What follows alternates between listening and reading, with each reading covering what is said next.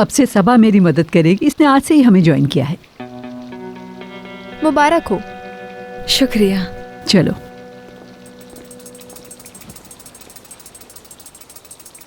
तुबा, तुम इस तरह क्यों देख रही हो उसे? परेशान कर दिया उस बेचारी को।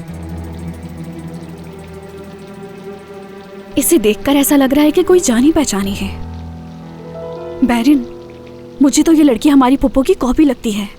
बाबा की मेज पर जो तस्वीर है, तुमने देखी है ना वो? हाँ, ठीक कह रही हो।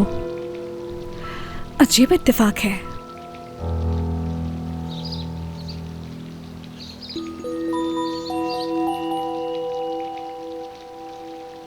वो कहते हैं ना, दुनिया में हर इंसान का एक हमशक्ल होता है। और देखो जरा, हमारी पुप्पो की हमशक्ल हमारे घर पर ही आ गई। बाबा जब इसे देखेंगे तो वो क्या सोचेंगे? Good morning. Good morning. तुम्हें भी उसे देखकर कुछ याद आया? नहीं, क्यों? पहले तुबा उसे घूर रही थी, अब तुम उसे घूरने लगे हो। आज काम पर उसका पहला दिन है। कहीं बेचारी काम छोड़कर ना चली जाए हमसे परेशान होकर। बस देखकर लगा कि उसे देखा है पहले कहीं। इसे गौर से देखने की वजह कोई और भी हो सकती है, हमसे छुपाओ मत।